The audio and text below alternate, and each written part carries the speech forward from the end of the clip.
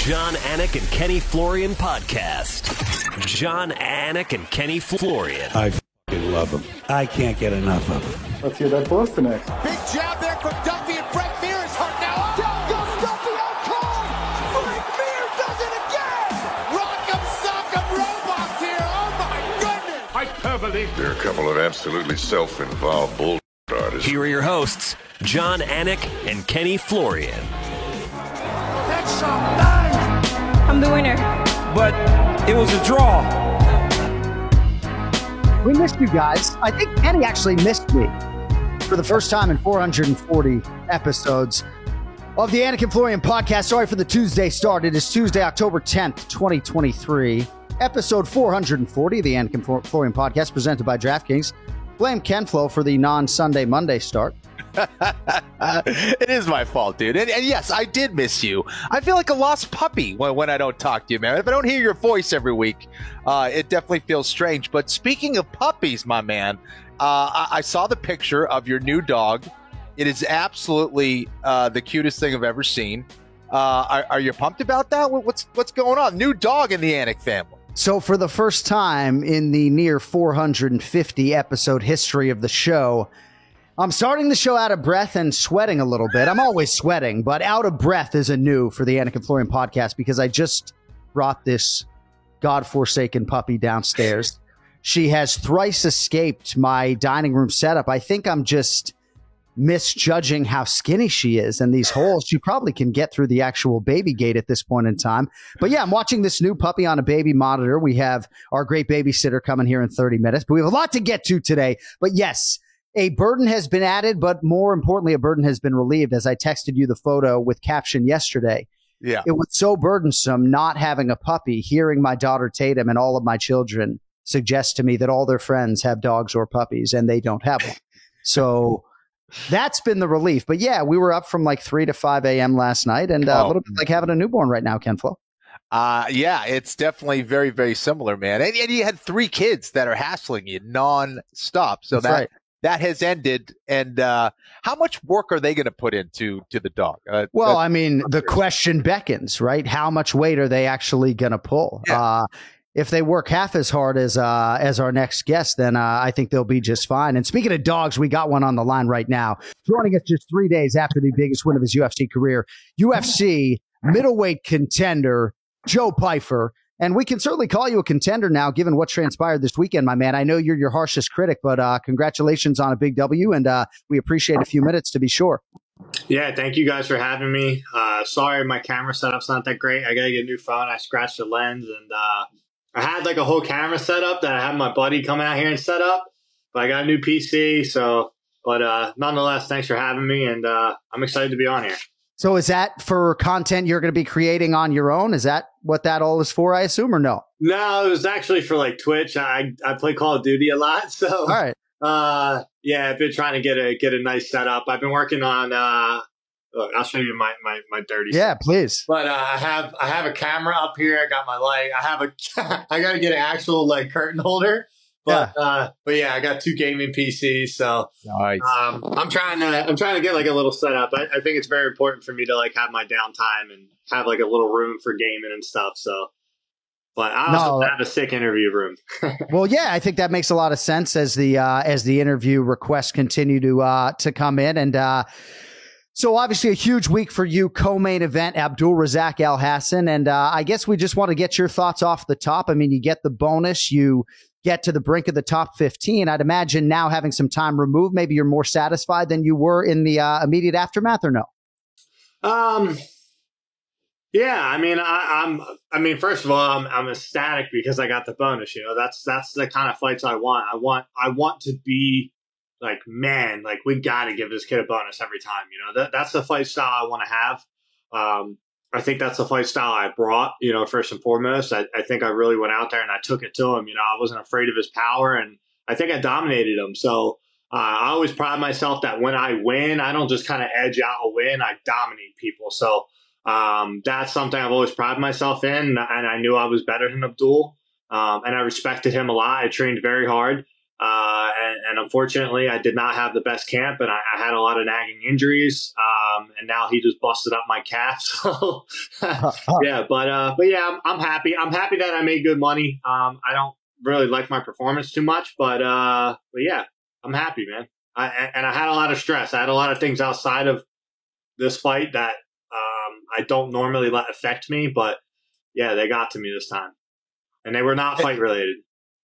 Yeah, it can be tough, man, when things outside of the cage get to you. But, you have been dominant, man. I'm curious, in your opinion, I know you are, your harshest critic, but how much have we seen of Joe Pyfer at this stage of his career? Because sometimes, the guy that you see in the training room is exactly what you see. Sometimes it's not quite what you see. Sometimes people rise to the occasion when it comes to competition. But you've been finishing guys left and right. What haven't we seen from you so far?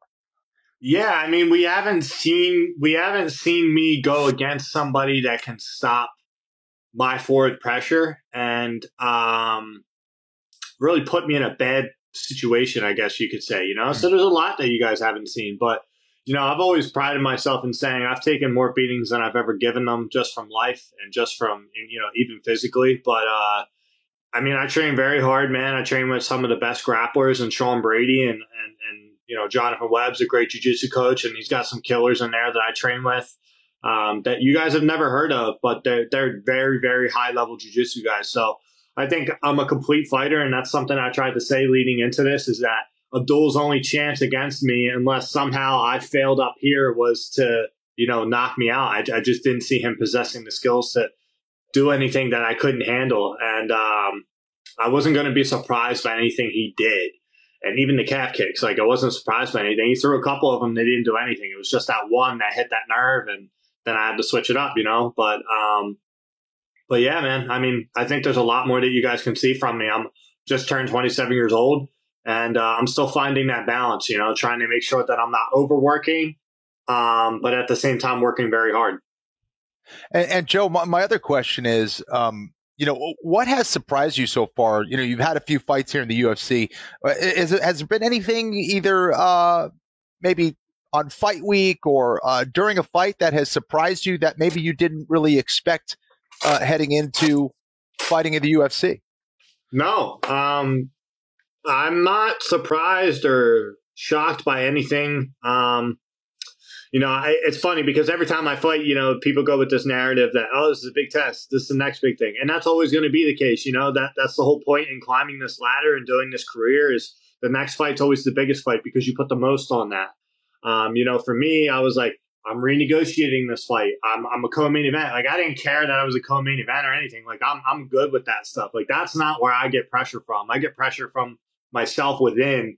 I've done a really good job, like I said afterwards, of just making things small, even though they're big, making them small and not making them bigger than they are. Because at the end of the day, the lights, the music, all that shit, it's all extra.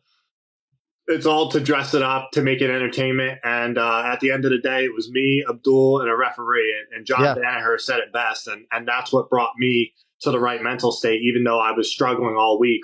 I didn't want to be in Vegas. I didn't feel like fighting until I got to the arena. And then this warm wave came over me. And, I know that I'm a dog. And I say that in a way where it's I can flip the switch. And it came so close to not being able to. But I flipped the switch the second, I seen him dancing, and just the arrogance, and, no man's ever going to walk over me and take everything I've been working my whole life for. So bring that shit. That's how I felt. UFC middleweight contender Joe Pyfer with us here on the Anik & Florian podcast. Yeah, born September 17th, 1996. You definitely speak and fight, I think, and carry yourself with a wisdom that belies those 27 years. I think part of that rooted in the mixed martial arts experience, the life experience. But at 27, have you not already changed your life through fighting? I mean, certainly there are people like me as an MMA fan, granted maybe a high profile one at that, but I'm off this past weekend and I'm telling my twin brother I want to make sure I watch Joe Pyfer fight live, right? I didn't watch that whole card bell to bell, and I did later. So have you not already changed your life through fighting at 27 years of age? No, I have, I have, but I think being the fighter, the active fighter, and being in the UFC, I think it's, it's hard to admit it to yourself out loud because you get comfortable. You can't help it. And then it's like, oh, well, I'm in the UFC. I can't lose. You start allowing yourself to say, well, I'm not really losing if I lost. Like, I'm one of the best in the world. And it's like, nah, man, like at the end of the day, I'm very realistic. I'm very respectful of my position. And I haven't beat the who's who. There's some bad dudes. There's some scary matchups. There's some hard fights for me. I've changed my life financially in a tiny, tiny way. You guys got to remember I'm on a base contract still, which I know that's about to change. But that's why I called my shot. It's like, I don't want to get too far into my career where it's like I'm fighting the best in the world and I'm not making anything for it. Like I hate to say, let's just throw out a number. Like 50 grand is not a lot of money when you make 50 grand. I still live in a condo. I still haven't bought a house. I don't really have anything that is everlasting that I can build off of right now. So that's so have I changed my life? Yes. As far as my last name, as far as my lineage, as far as my Pyfer name being the fifth, Joseph Oliver Pyfer the fifth, I've definitely changed my life. But as far as financially, I haven't even scratched the surface. And as far as potential in my career, as far as skills, guys, I'm always hurt, man. I don't know what the frick it is, but like since I broke my arm on the Contender, I'm always hurt. And I mean like hurt where it's like I almost pulled out of this fight. That's how bagged up I was. And, you guys couldn't tell, but so no, I have changed my life, but I haven't changed it the way I want to change my life yet. So, well, certainly in terms of the potential and all the avenues, I think to financial freedom, there are a lot of those, and not just the 3 or 4 times you're able to compete, I think during the year, or I guess God willing with the durability, maybe 2 or 3 times a year. I want to stay on that though, because it's not as though you aren't inherently durable, right? It's just maybe bad luck or injuries prop up. I've said repeatedly, Sean O'Malley, he may already have financial freedom, but I think the biggest obstacle for him is going to be staying healthy, right? He's gotten hurt 2 or 3 times in fights already. We were told that in this Aljamain Sterling fight, had he got taken down 1 time, that maybe the fight was going to be over. So it seems like already mentally you're having to navigate how to push yourself, how to pull back, and how is that navigation going? Yeah, it's going good. One of the things that happened was I threw a teep kick and I split all 3 of my toes, and you could see the bone. So I split all of my toes straight across as I threw a teep kick and I hit somebody's elbow. Shit happens, so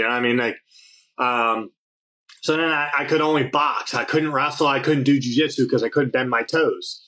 And I kept super gluing. I kept coming off, super gluing. It kept coming off. And then I'm worried about getting an infection. Well, what do you know? I go and I get MRSA on my bicep and I got it on my forearm at the same time.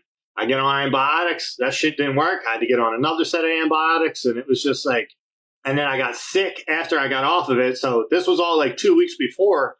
And I was like, man, like, what the fuck? Like, there's always some, but you know what? There's always some tests. There's always some trial.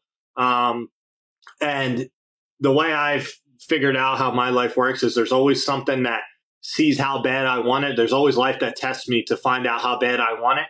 And, I either jump that hurdle or, I get ran over by it. So, like I said, the reason this fight stayed together is because I knew I was that much better than he was.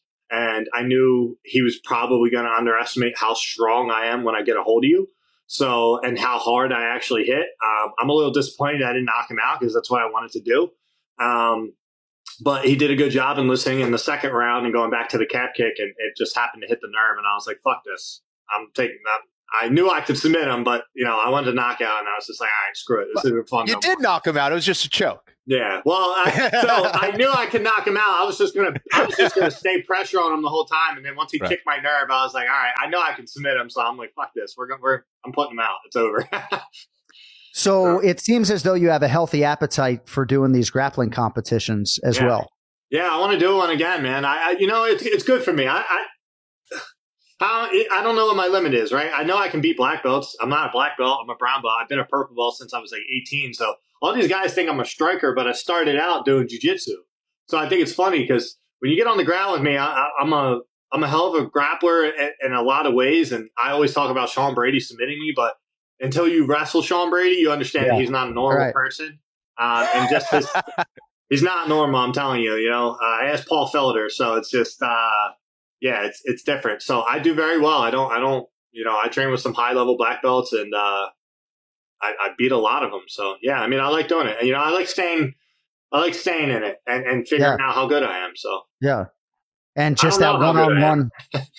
Well, right. And I think we're all anxious to find out. And that's part of the reason you're all hearing from the great Joe Pyfer here on the Anik and Florian podcast. So a few other fight questions, but in a non-fighting sense, I know you already do some commentary. To what extent are you watching this middleweight division and watching the UFC on a regular basis? And to what extent would you actually like to potentially increasingly be a talking head when you're not fighting? I would love to be a talking head. I think that's something that I've developed, always knowing that I was going to be in this position. I've done a good job. I do it a little bit more informal when I'm doing things where I'm allowed to curse and whatnot, just because I want to keep that raw emotion there, like how I actually feel, so I don't have to be censored and things like that. But, I know I could step into a role of commentary. I've been watching UFC. I told Dana White in the back, I've been watching this since UFC 3 or 4. When Ken Shamrock was out there killing it, and he was my favorite. So, but yeah, I watch this religiously every weekend. It's the only thing I've literally never drawn away from. So I'm very familiar with our middleweight division, and I'm aware of almost everybody in it. And, I'm proud to be in it, and I'm proud to say that I'm one of the best in the world in this division. And, I like a lot of the guys in there, so I respect them. I'm a fan just as much as I'm a fighter. That's the only thing that sucks is like some guys I don't want to fight because I like them, Yeah. But, I am somebody that won't fight my friends type deal. So there's some matchups. I don't give a fuck what anybody says. I'm not going to fight certain people. Yeah. Well, you kind of had a soft spot for Gerald Meerschaert, and you fucking beat him twice. So yeah. Well, I didn't like Gerald Meerschaert. Let's be honest. First, right? I did not. Until afterwards. But there was something about his face. I didn't like him. I didn't like how everybody kept saying he just looks like he's asleep even when he's awake. It was just like it pissed me off. So I wanted to grapple him because I just wanted to I don't know. I felt like he still had this thought in his head that he could still beat me in grappling had it hit the ground. And I felt like fans thought that too. And I was like, so I DM'd him.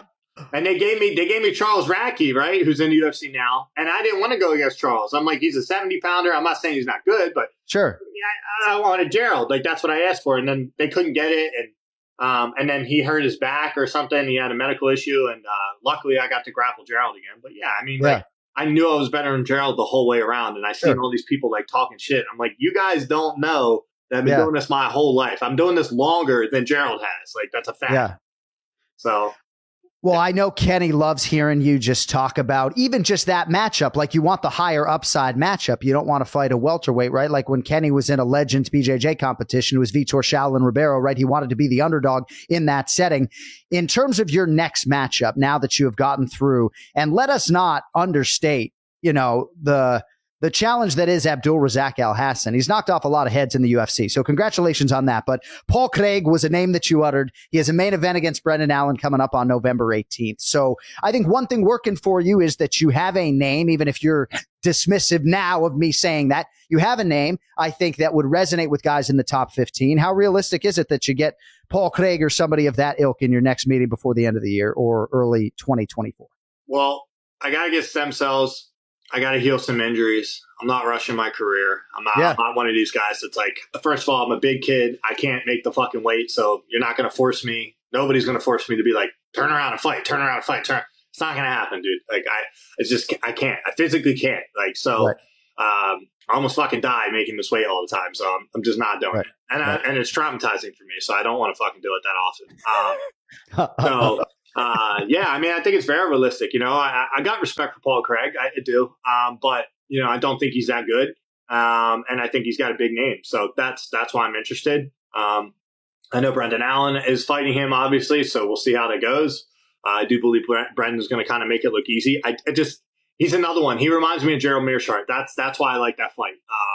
I think I would absolutely bully the shit out of him. And I think I would get a nasty, nasty knockout that would put me on the map. So, and I like it. You know what I mean? He also has a really good threat. Like, I know that if I shot the shot that I shot on Abdul, he's very good. And he's good enough that he could probably cinch something up, I don't think, when I look at Gerald and I look at Paul Craig, they're not UFC title contenders. Like, they'll never win a belt, in my opinion. But they're good enough to beat guys they're not supposed to because they're very good at certain things. So, I'm very aware of that. And anybody can get knocked out. So I would look like a total dickhead if I got slept, but I just don't. He's another one of these things where I'm so good at my range, I think. And I think Abdul hit me one time with a very light right hand as I was circling off the cage. Otherwise, I don't think I get hit in the face at all. So, yeah. And Abdul was a tough challenge, you know what I mean? So, but I do think I can get that fight. Yeah, I mean, I really do want that fight. I was hoping they were going to have the AC card. And as I was like plotting to call out Paul Craig after my fight, he got announced with Brendan, and I told Brendan I hated him for it. So, well, we'll see what happens. I think Atlantic City maybe in the not too distant future, but a lot of punchable faces for you in the UFC middleweight division. Joe Pyfer on Instagram. You can find him at Joe Pyfer. One thing I do like to do to support select athletes is buy merchandise. I mean, if somebody wants to buy a Be Joe Pyfer t-shirt, like, please tell me they can fucking do that. Yeah. So I work with a company, an investment group, Disruptive with Alex Davis, and they just put together a website for me. The link is in my bio and my Instagram. So you can click that, and there are Be Joe Pyfer shirts and, Pyfer gear. So it's a brand new website. We're going to make it better. It's already got the hoodies. I would say the hoodies are really banging. The t-shirts, how we going to size up?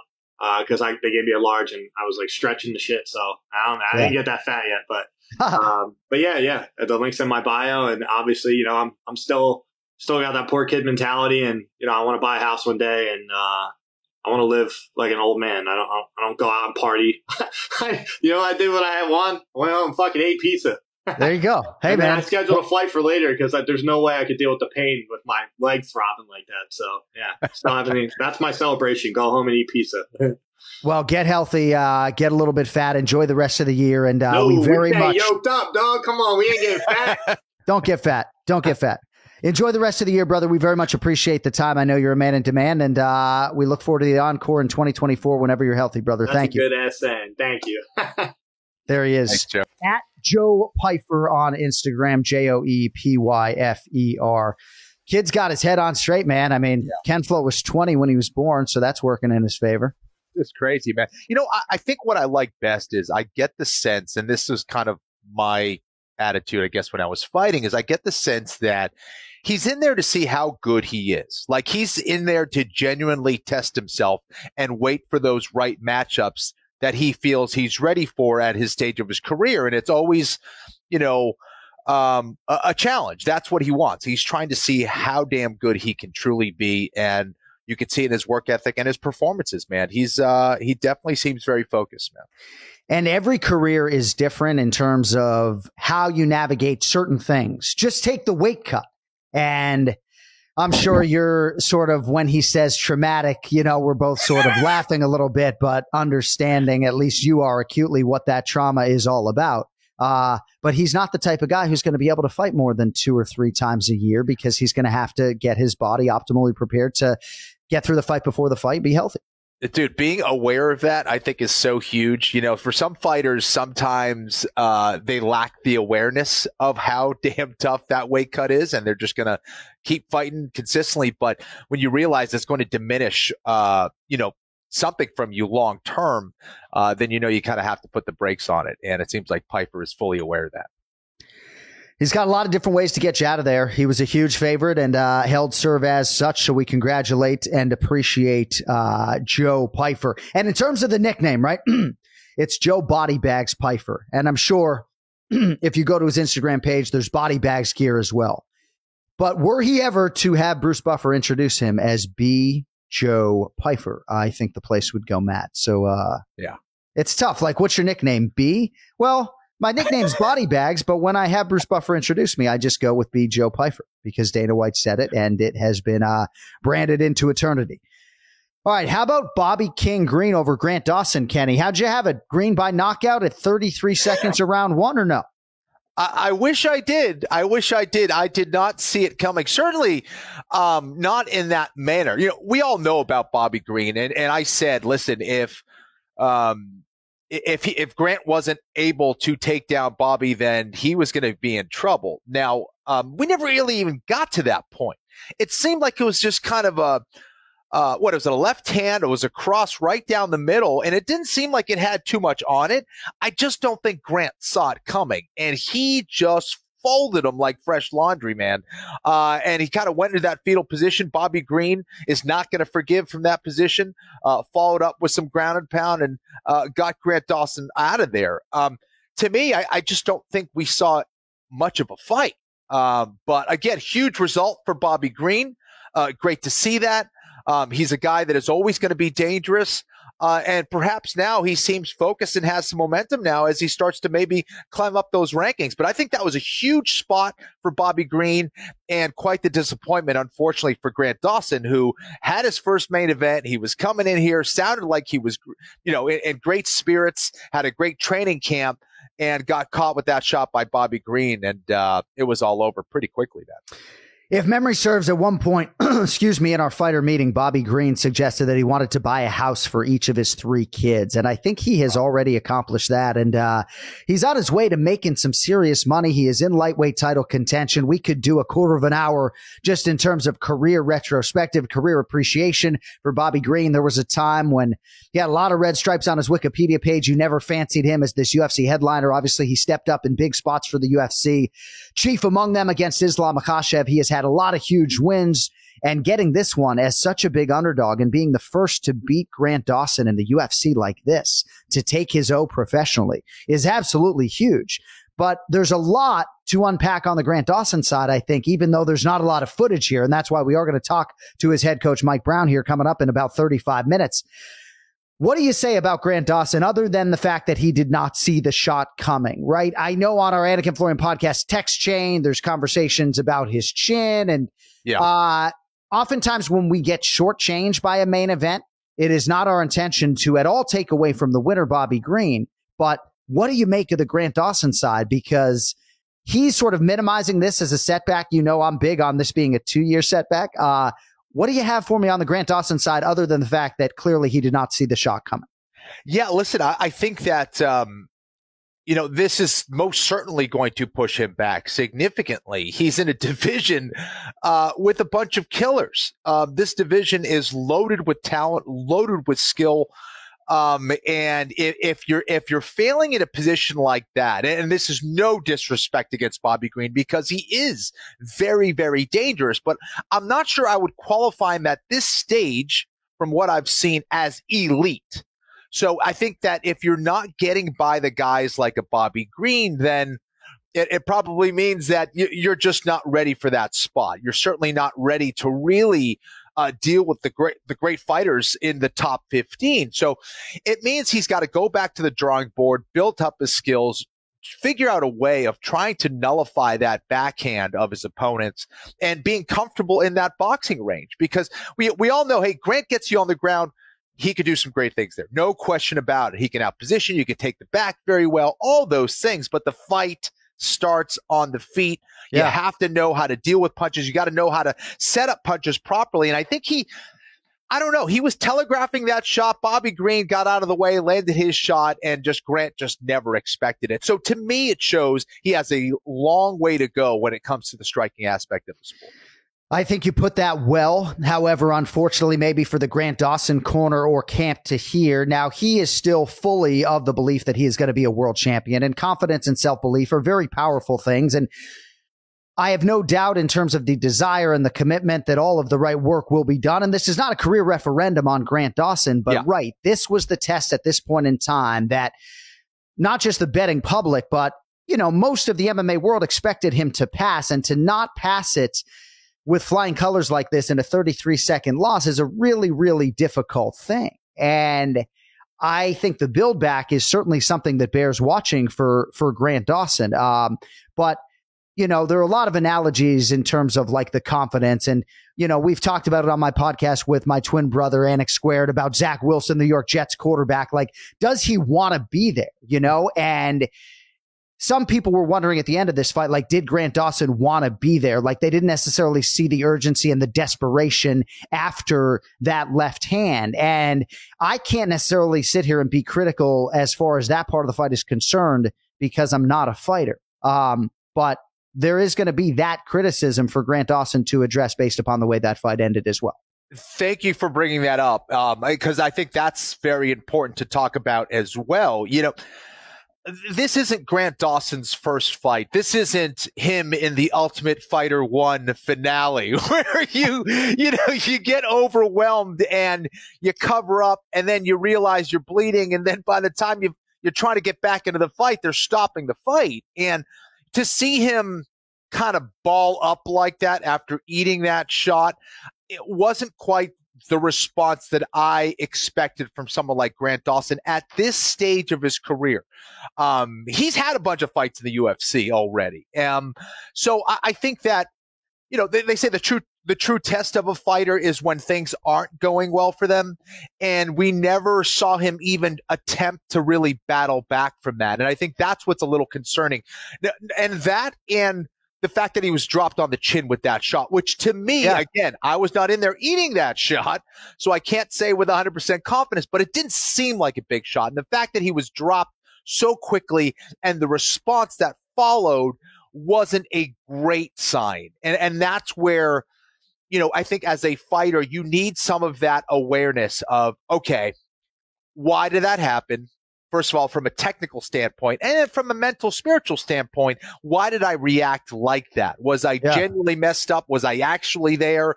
Or did I fall to the pressure of that moment? And I think that's a question that only Grant Dawson to come up with. And it's, hey, great. Believe you're going to be a world champion. Tell everybody you're going to be a world champion. Believe it. Put that work ethic in. But you also have to be realistic. What are your results telling you?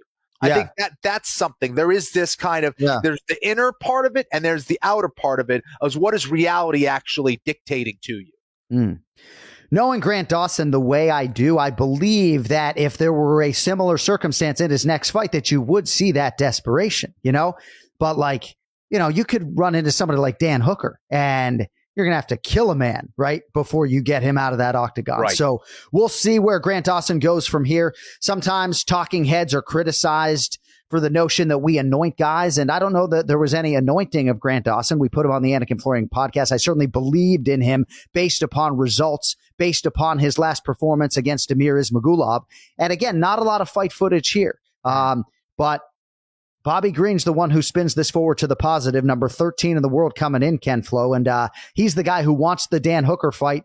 I think he maybe even wants it before the end of the year. But, dude, what else can you say about a guy who competed during your era, that Bobby King Green is still getting it done and headlining for the UFC and getting all the fruits that come with it, man? It's extremely impressive, man. And to see him, at least take a different approach than maybe he's had before. I think that he's being more realistic with what he's about and what he brings to the octagon each time. And I think that has helped him focus and kind of buoy his spirits a little bit. And we're seeing this resurgence because of it. And it's great to see guys that have been around for that long to see where he has come from and to see where he is at now. It's always a great story, man. Yeah. And again, I think that we all kind of underestimated him a little bit. And even his fight against Tony Ferguson, I know I kind of maybe downplayed his ground skills a bit, but the fact that he got a submission win over Tony Ferguson is no joke, dude. So he's clearly working on his game. He's focused on being a better fighter, and we're seeing some great results because of it.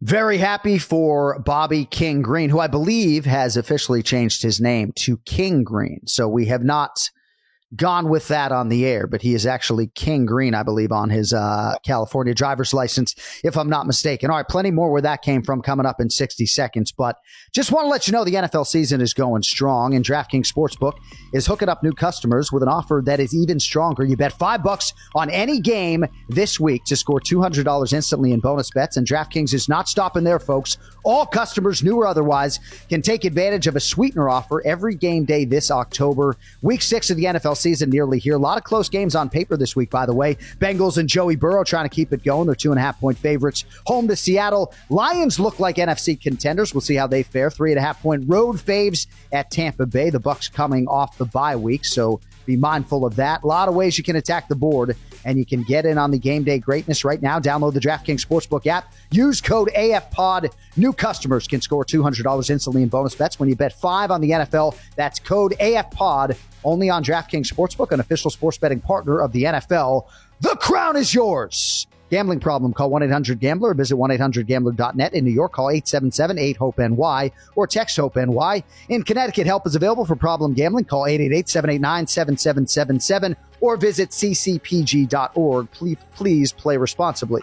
On behalf of Boot Hill Casino and Resort in Kansas, licensee partner Golden Nugget, Lake Charles, Louisiana. 21 plus, age varies by jurisdiction, void in Ontario. Bonus bets expire 168 hours after issuance. See sportsbook.draftkings.com/football terms for eligibility and deposit restrictions, terms, and responsible gaming resources. All right, let us get to the star of the show, Ray Longo. It's now time for the Ray Longo Minute. I want you to punch a hole in his fucking chest. That's what I want. The Ray Longo Minute. Starring Ray Longo. The John Anik and Kenny Florian podcast. My man. Look at you. Where am I going here? Holy crap, my hair's all out of place. Hey, Kenny knocking it out of the park again on Bobby Green. I couldn't agree with you more. He's one guy that knows exactly what he's doing right now. I think he has a great time, very talented. I would have even given him the Fiziev fight. I thought he fought Fiziev beautifully that time. And he's got his own style, man. He's 100% a tough out. And, like, again, I think he's making some money. He's enjoying himself. At 38 years old, I think he reinvented himself. Like Kenny says, I just think he's in a good spot. Win or lose, he's going to push on. And I don't think he's an easy out for anybody. Your hair is not an easy out for your barber. What is going on? What's the matter with my hair? No, it looks so. You get your hip replaced. Does that mean you don't keep up with any sort of grooming or hygiene? What are we doing? I couldn't even sit in a chair up until 2 weeks ago. All right. So what's the update on this week? What's the update on the hip? I'm just messing with you. Just having a little fun on a Tuesday. I feel good. Yeah. I'm actually. Yeah. What are we doing Tuesday? What happened now? That's Ken. Blame Ken Flo. That's Kenny. My fault. It is. I mean, these poor guys are fucking starving for content, and we just torture them. We torture them. Whether people like me or don't, I am a man of veracity. So when I suggest this to you people, I hope you take it as nothing but the truth. When we do the podcast schedule, the number one priority is Ken Flo, followed closely by Ray Longo. Period. Kenny fought for the UFC World Championship 3 times. I've never been in a fight in my life. Second place. So second place. So wait, it's Ken Flo then me. Yeah, but Kenny had a conflict, so we're here on a Tuesday. Yeah. In all our like glory. That old joke, Kenny. Knock, knock. Who's there? Second place. Who? So there's so much to sort of unpack with you on this main event, even though it was only 33 seconds. We can all sit here and marvel at Bobby Green as a massive betting underdog taking Grant Dawson's O like this. We're going to talk to Mike Brown, Grant Dawson's coach, here in about 25 minutes. What are your thoughts on a fighter now like Grant Dawson as he tries to rebuild? No, I think he's going to grow from that loss. Things were going his way, and up until that fight, he got caught with one punch by a tricky fighter. Bobby Green is he's a really good striker with his own style that he's molded into now, and he's very comfortable with. He doesn't mind getting hit to hit you. I think Grant Dawson grows from this, and I don't think it's a major step back. I mean, it's obviously a step back, but I think the adversity and going through this is going to help me. He's a smart fighter, Grant Dawson. I think it's going to be one little blip in the radar, but he got caught, man. That's just part of the game, man. You're not getting out of this game without a couple of losses here and there, and one or two losses doesn't define a champion. You know what I mean? It's he can always come back from that. So this sport is crazy. It's not like boxing. I don't know if you guys were listening to Bernard Hopkins on Rogan, but boxing, if you had one loss, you were almost considered. That's what Bernard Hopkins said. He lost his first fight, then he rang up 10 wins. I think this is what he was saying. But even at 10-1, they didn't even take him serious.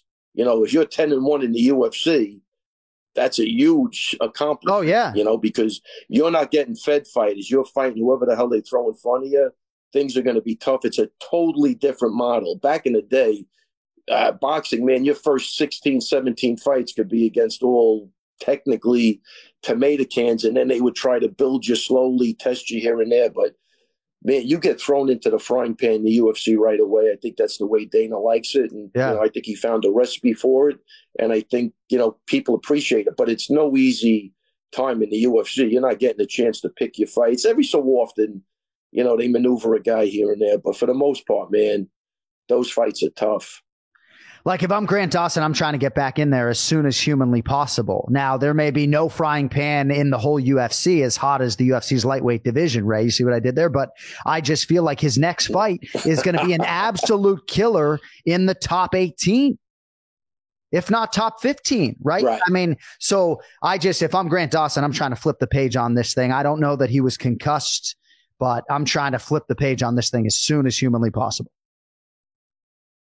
But he got hit with one shot, right? Did he get hit after that at all? Couple shots on the ground. Yeah, he's fine.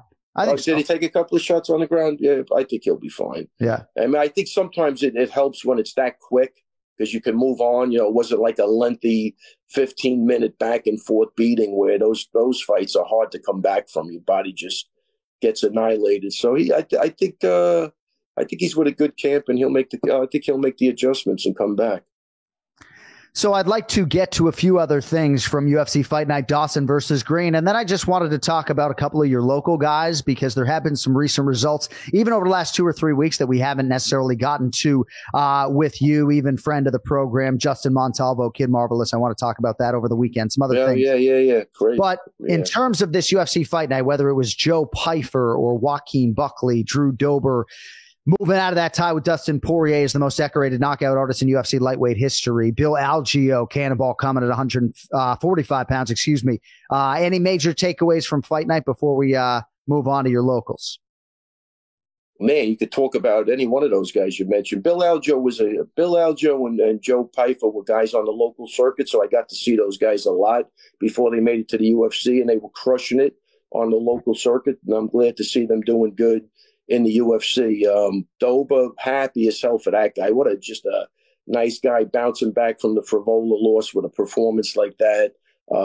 Hats off to him. Who else did you mention in there? We covered 3. I mentioned New Mansa, Joaquin Buckley over Alex Morono. Pretty clean, unanimous decision there. That's good. I got a lot to get to with you, so we don't mean to shortchange that card. Your bonus winners, Bobby Green, Joe Pyfer, whom you just heard from, Drew Dober, and Nate Manis.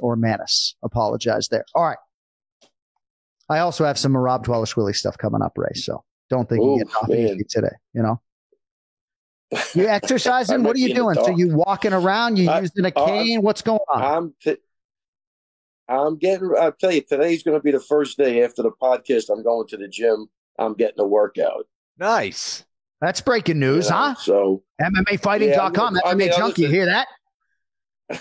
It's going to be a modified workout, but I'm going to actually try to hit and hold the pads today for the first time. Hey. So we'll see how that goes. But I'm actually excited for that. Let's go. And then tomorrow I got to follow. Yeah, I got to follow up with the doctor at HSS, and hopefully he just cuts me loose and lets me do whatever the hell I want to do. That's what I'm hoping for. I know that going into UFC 292 with Chris Weidman and Aljamain Sterling, this all was weighing heavily on you. The trip to Vegas, of course, for the Contender Series a few days prior. I bet if I would have told you then, just get me to October 10th, you would have taken that every day of the week. So here you are, you're out the other side, and we're excited to see you healthy, obviously. Yeah, thank you very much. I appreciate that. It was way tougher than I thought. All right. But it's all good. I feel really, really good. Go ahead. What do we got? Bellator 300 over the weekend. Kenny and I did not ingest this fight card. Kenny, you didn't see this, did you? I did not. Ken Flo's got a bunch of young kids and everything else. I got a fucking puppy over the goddamn weekend. So Justin Montalvo. Nice.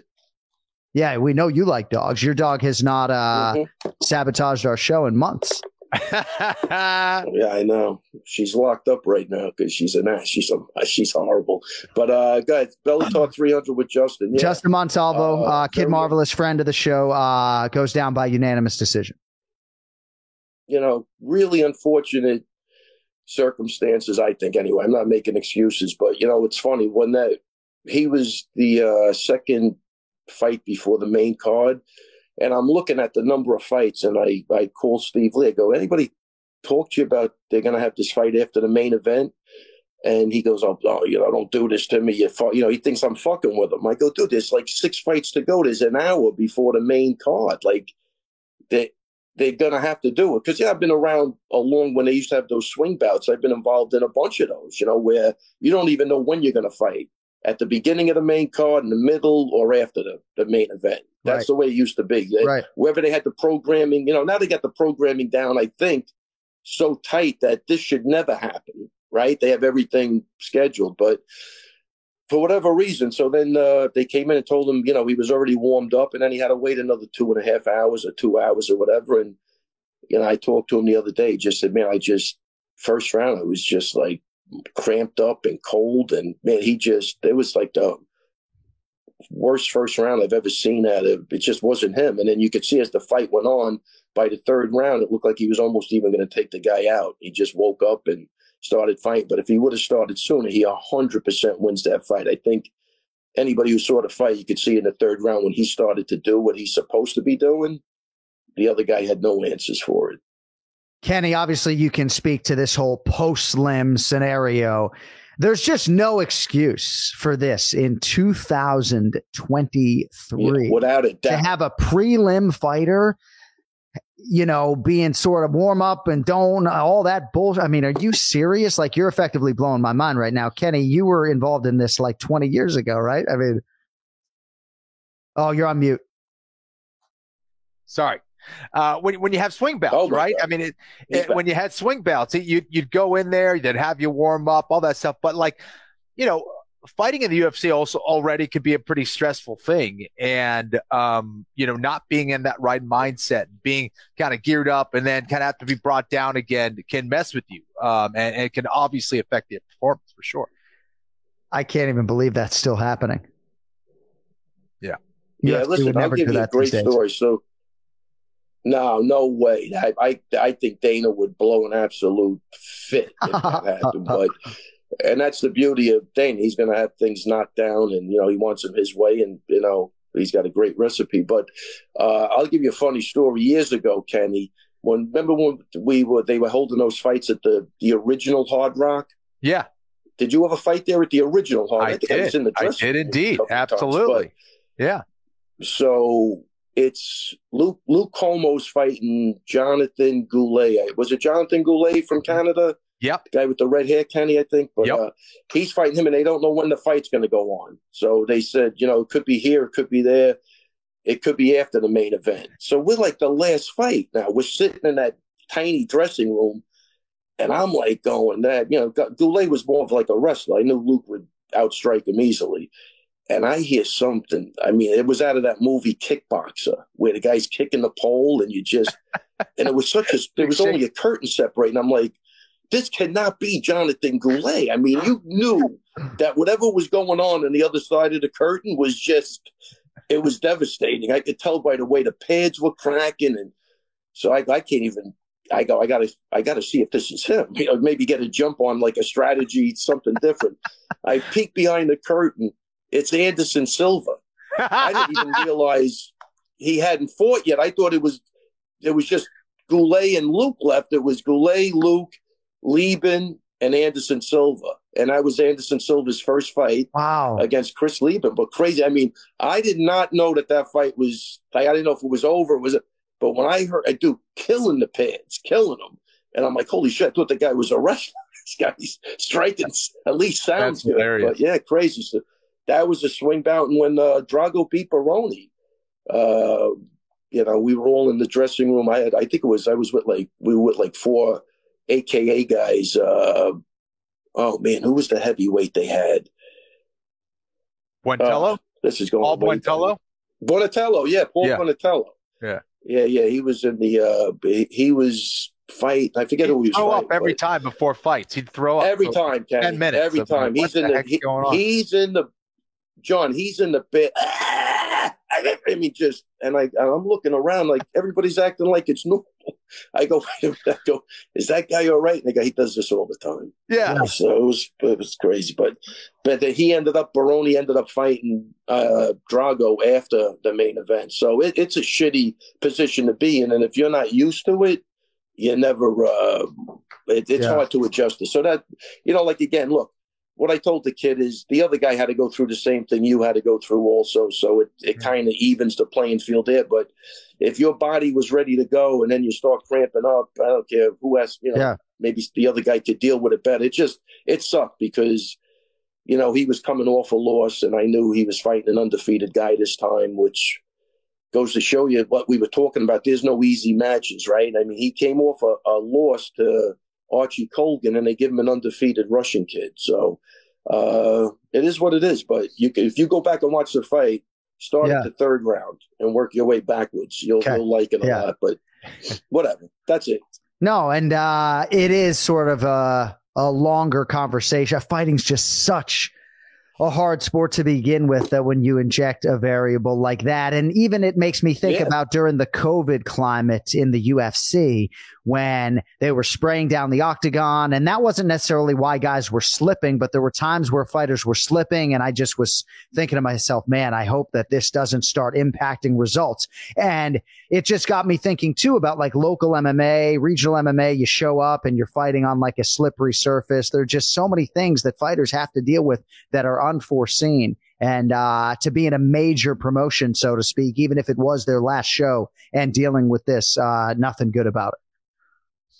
Yeah, I mean, look, that's my takeaway. When I was watching it unfold, I was like, who knows what's going to happen with Bellator, but they crammed as many fights as they could on the card, and they just didn't prepare. They weren't in coordination with the programming side of it. They just had to go back and look at the prelims. There was probably, I bet you there was 18 prelims before the main card, or 12, or whatever it was. It was a lot, and they looked like they just had to get guys fights before maybe something's going to go down, and whatever it was a business decision. But a couple of guys, the last two fights got screwed on that. Cody, can you look up how many fights there were at Bellator 300? And I will give our UFC producers a lot of credit, because they do have to manage and navigate that clock. And there are times where maybe they have the liberty to bleed over, but it can be very tricky, especially when you're dealing with featured prelims leading into a pay-per-view and trying to time it perfectly. And a guy wins a big fight, right? The main event, so to speak, on the prelims, and he can't get an interview because we got to go to pay-per-view. There's a lot of difficult things when it comes to producing a live event. So. Yeah, and I'll tell you, the UFC does do a great job. And look, even as a trainer, I'm always asking, when will the guy go on? Like, well, give me the, if you want to get that, you need that information so the guy doesn't warm up too soon or too late, depending on, what type of fighter you have fighting for you. But, they're really good. It's going to be 5 minutes. We'll walk in 5 minutes after the end of this fight, and they're always dive. I don't remember them making a mistake in years. Like, they've been dead on, especially even when Bert was there, he had that shit nailed down, man, perfectly. So they do a great job with that. But how frustrating is that when you're warming up and you're getting a sweat going, Kenny, and then you got to sit down for like 2 hours? It's just great. I think it's unfortunate, but again, everybody has to deal with it, and part of the game, I guess. But I felt bad for him, the way that unfolded. My best high school basketball games always when I threw up prior. Not that I was anything great, but played well a couple times. So I guess that's a wrap for you on the Contender Series, Dana White's Contender Series this summer. You had Dylan Montello fought September 19th, was unable to get the job done. Nobody else, right? Wait, hold on. I'm thinking of you. Where you threw up before the basket. Now, did you do that out of nerves, or you wanted your breath to smell bad so nobody would guard you? Yeah. You had an open shot at the basket. No, it was nerves.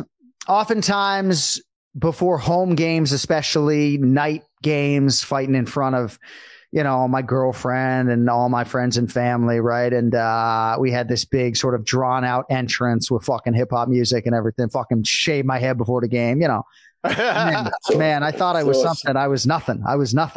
No, that's always something, man. Are you kidding?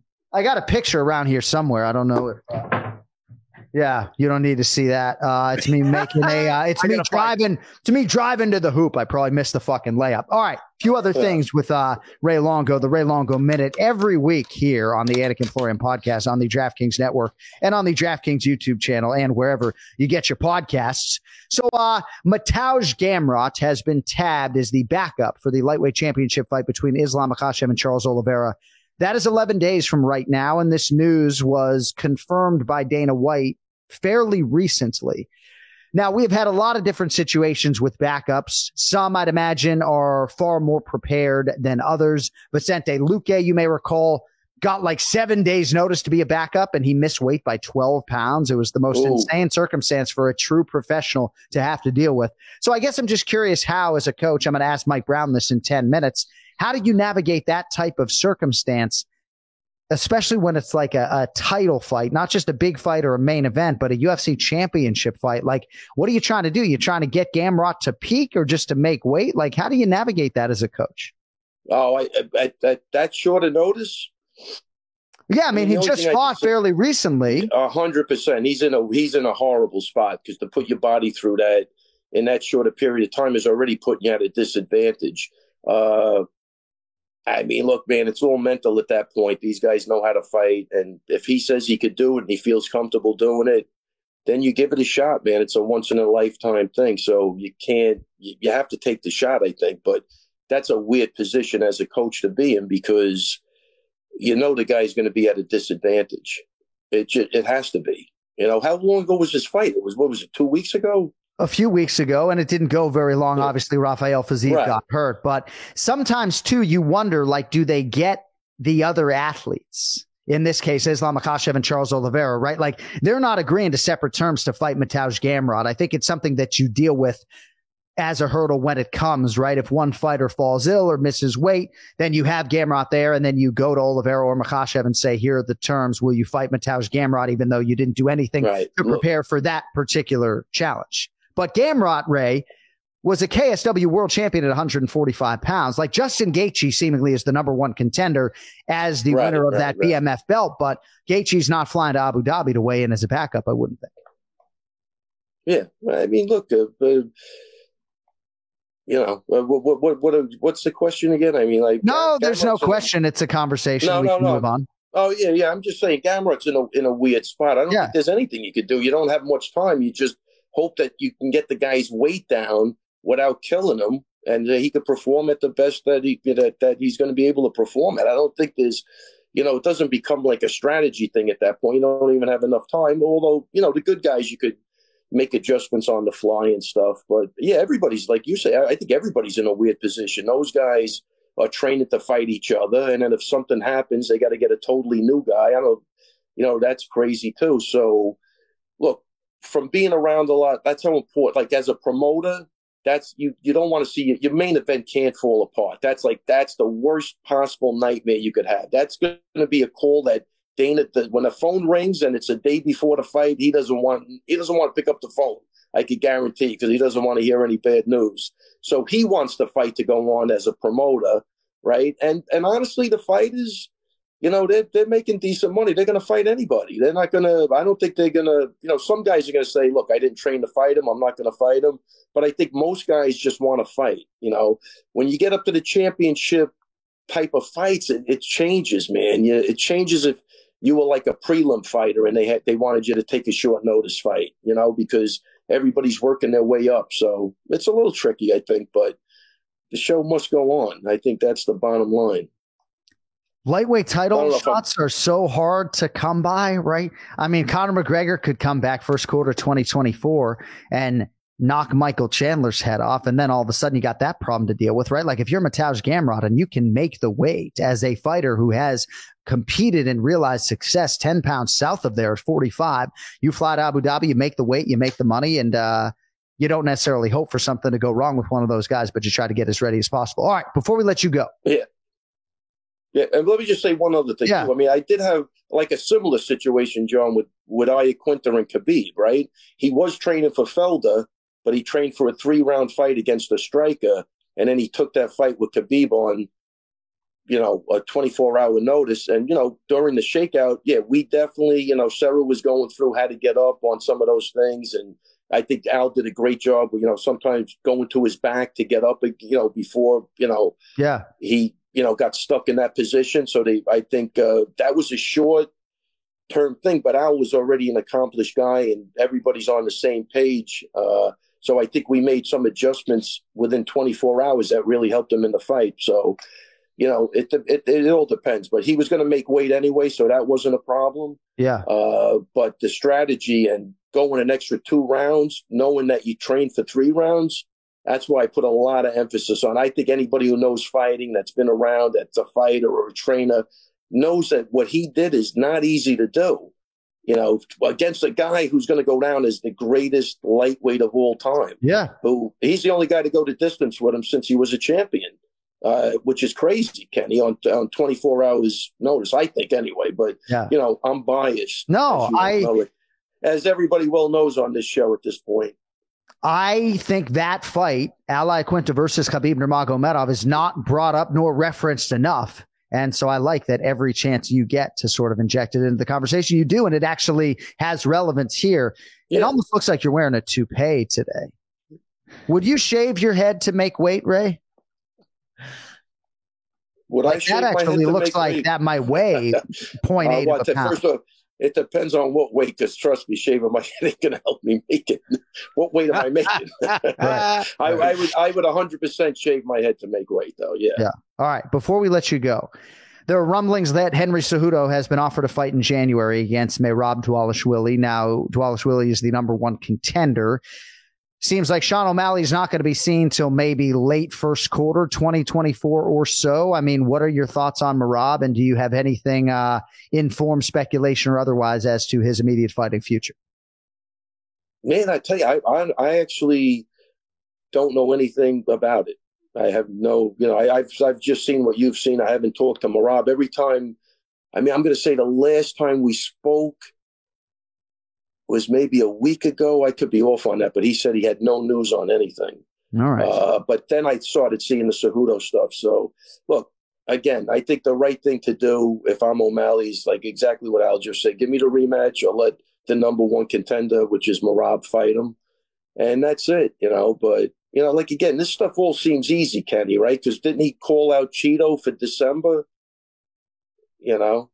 So where's that? They've made poor Aljo fight in a couple of months. So this guy's going to get 6 months before. Oh yeah, you got to milk it. Got to milk the sugar show. I'd shelve him for 6 months. One of the biggest stars in the promotion. Oh, 100%. Yeah. I'd actually retire. How's that? Yeah. go out on top. I really think that kid will make money no matter what he's doing. So of course he will. Fine either way. Yeah, and he's a really good human being too. So I'm excited to. I'm really excited to see though how his career and this now Sugar era plays out, because we've talked now 3 of the last 4 episodes or so about that durability issue. Especially in this 135-pound division. Right? Doesn't even matter who his next fight is. Going to be a really violent individual. All right, let's let Mike Brown on here and say hello to Ray Longo before we get Longo out of here. I can almost guarantee that American Top Team's Mike Brown does not have hair as disheveled as Raymond Peter Longo. There he is. Good to see you, Michael. What's up, guys? Hey, Ray. What's up, man? Good to see you. I don't see him. You don't see me? There he is. Look at that handsome guy. Good to see you, Ray. Great to see you, brother. Yeah, same here. Mike, did you comb your hair just to make me look bad? Oh, come on, dude. Falling out. It's falling out by the dead. There you go. You look very well groomed. Right on. Thanks. Hey, Ray, have a great day and a better evening. We'll talk to you next week. Okay, my friend? Awesome, man. Have a great time, guys. Mike, good seeing you, buddy. Good luck. Good to see you, man. Good to see you. See you, Ray. Same here. Take it easy, guys. Ray Longo Minute every week here on the Anik and Florian podcast. And now, of course, with us, legendary mixed martial arts mind and coach, former WEC champion as well, Mike Thomas Brown. Mike Brown is with us. Good to see you, my man. We appreciate the time. How are you? Thanks for having me. Always great to see Ray. Amazing guy, man. Legend. He is. He needs to clean up his act a little bit. He had his hip replaced in August, and it seems as though grooming, it was optional before, and now it's just not happening at all. So that's so scary. when you start saying replacement sounds so bad to me. And that's like, I know eventually that's coming for all of us. Well, no more surgeries. It'll be, no, we need to replace this. And that's right. That's scary. How is your body holding up to the coaching grind specifically? Obviously on the back end of a world-class fighting career, but like, what's the worst thing on your body right now? I'm not too bad. I haven't had any surgeries since I stopped competing. So for the last 10 years, I've had 0 surgeries. So that's a plus, but I need one. I need my knee cleaned up. There's something going on with it, but it's not. We'll see.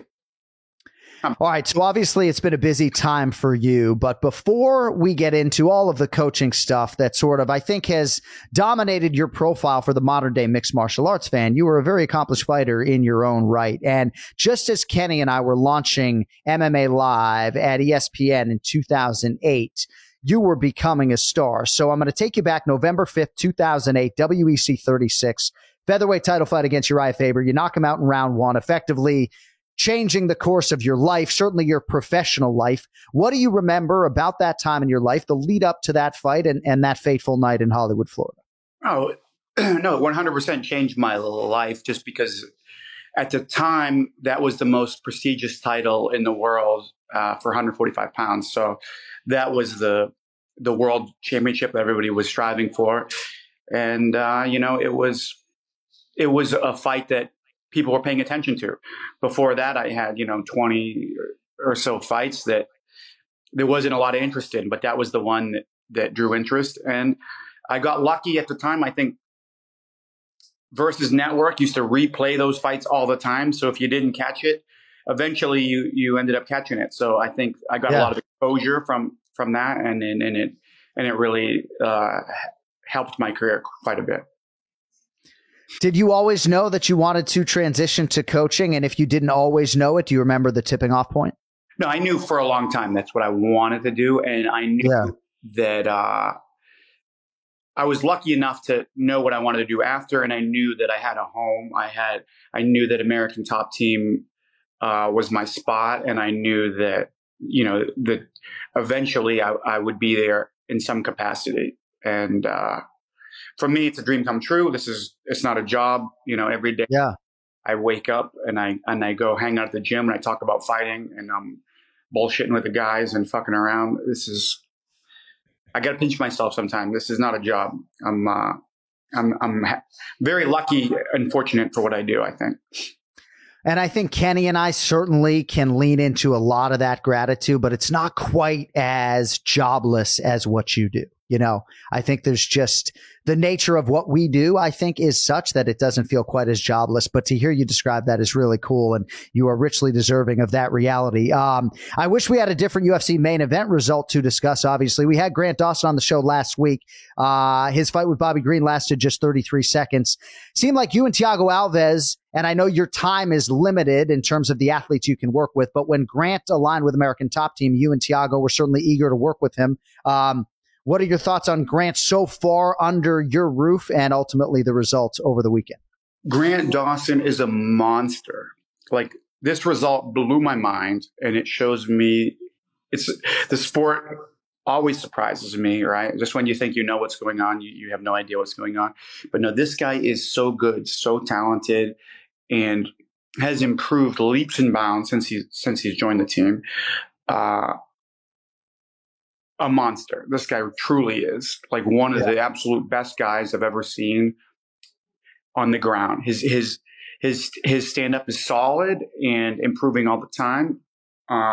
He's actually pretty decent, his stand up, but like on the ground, good luck getting away from this guy. He is an absolute monster. And, I had 100% faith in him, but it just shows how crazy the sport is. It's the MMA math is insane and never works quite right. And all it takes is one punch or one sub and anyone can win on any night.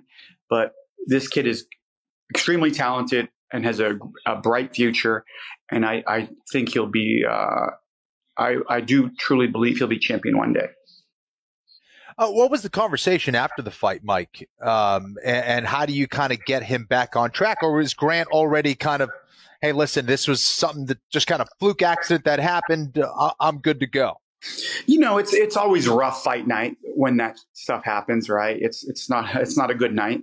But he was as good as one could be, I think. Like every time I would say, hey, it's one punch is in, and he was quick to like, yep, I know this, yep, one punch. He was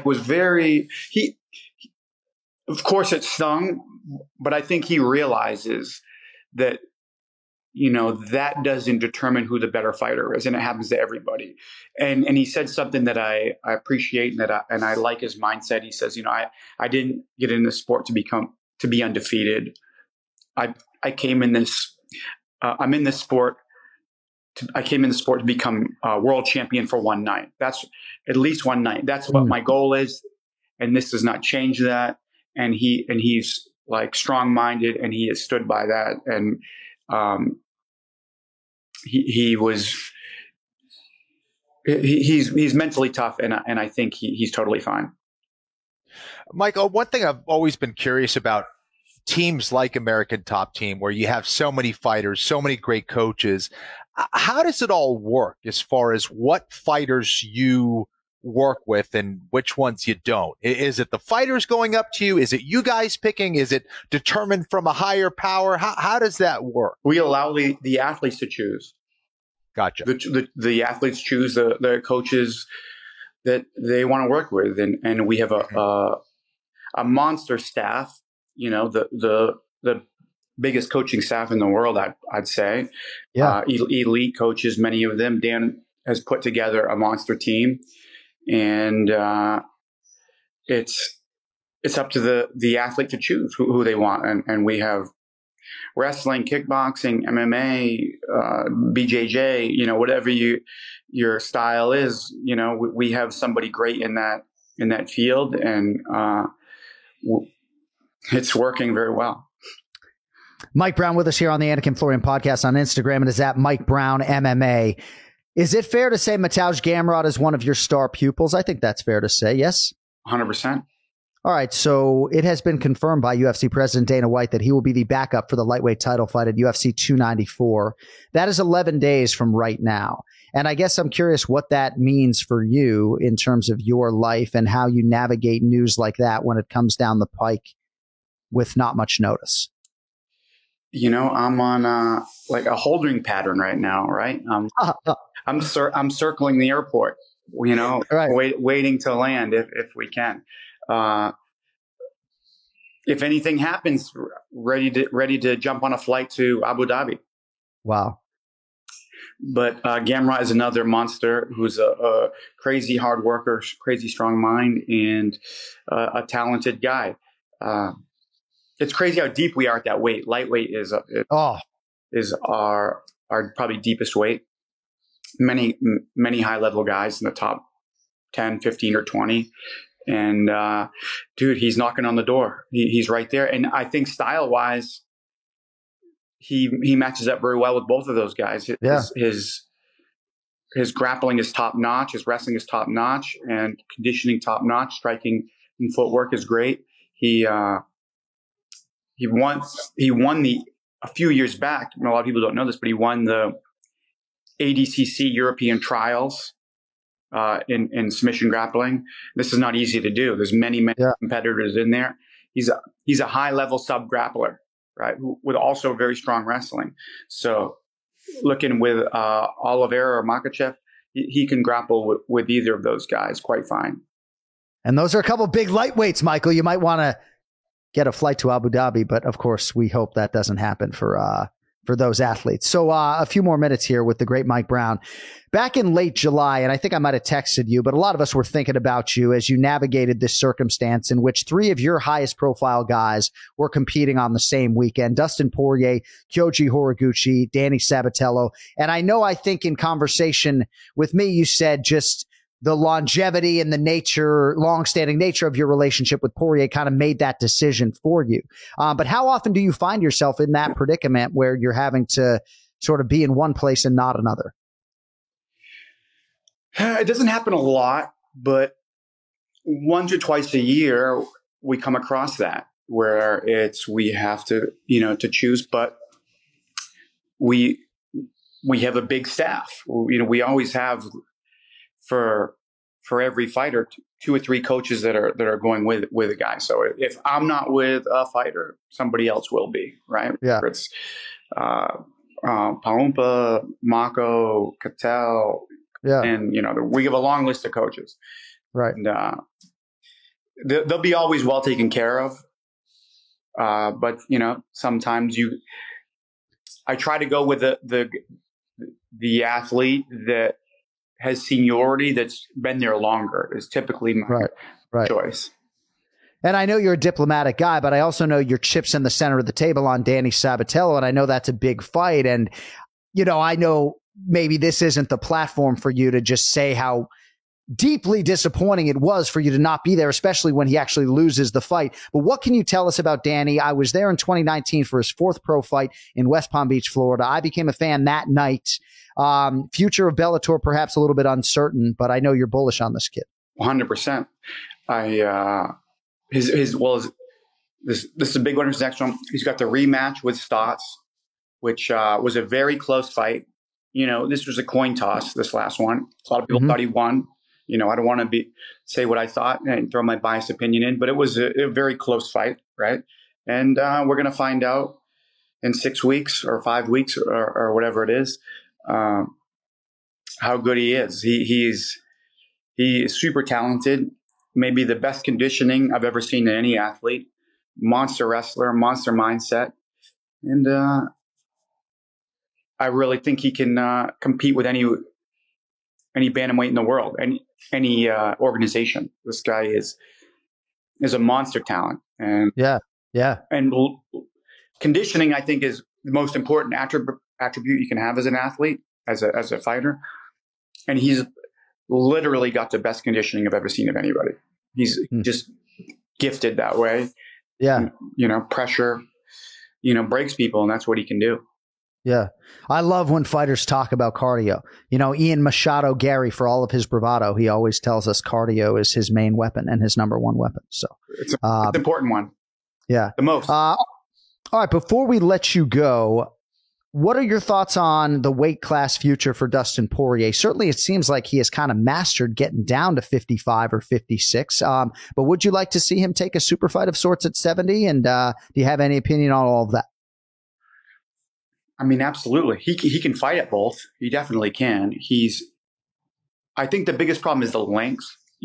Sometimes he's concerned about he's not worried about power or strength, but sometimes the longer guys, it can be an issue with striking. But he spars most of the time with welterweights in our gym. Yeah.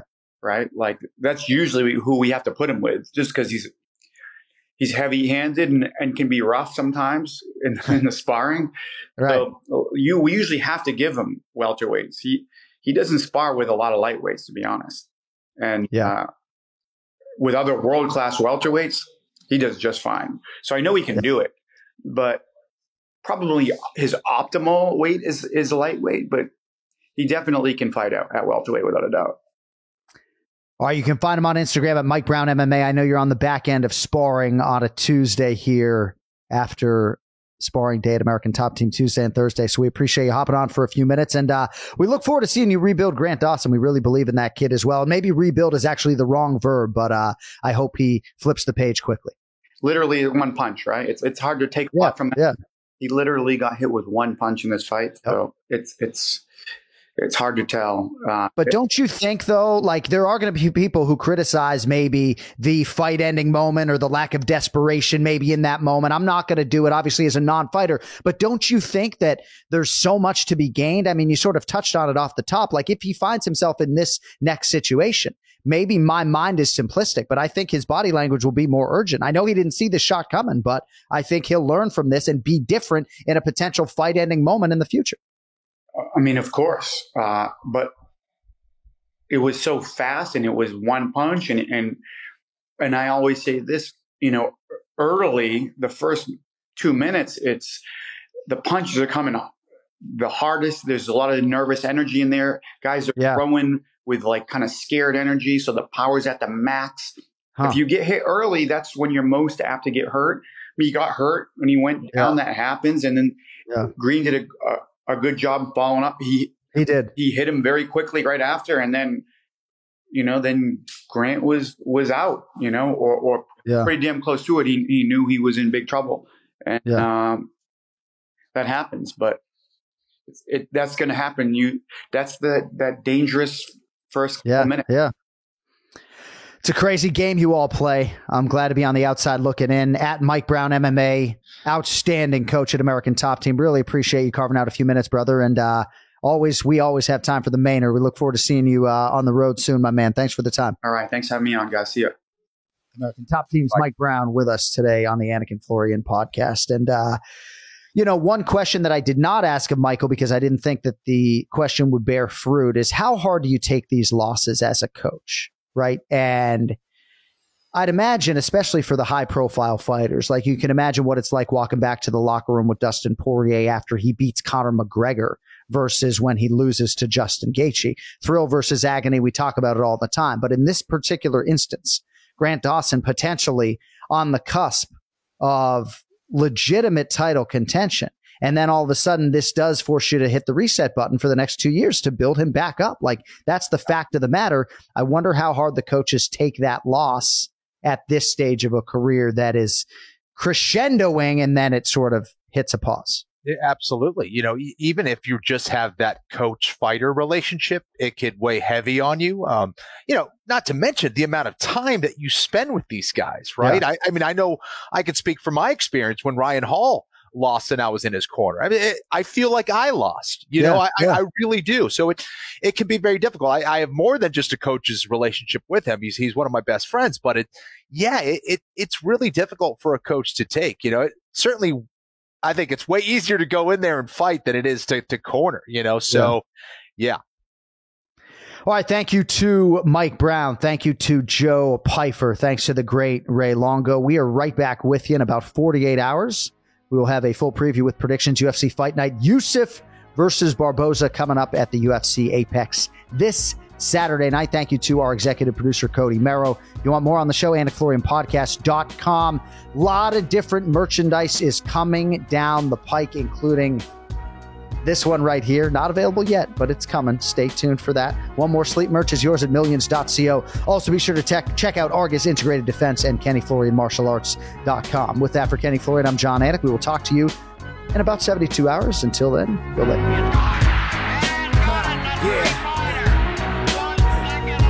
Are you sure we're not in the Boston Garden?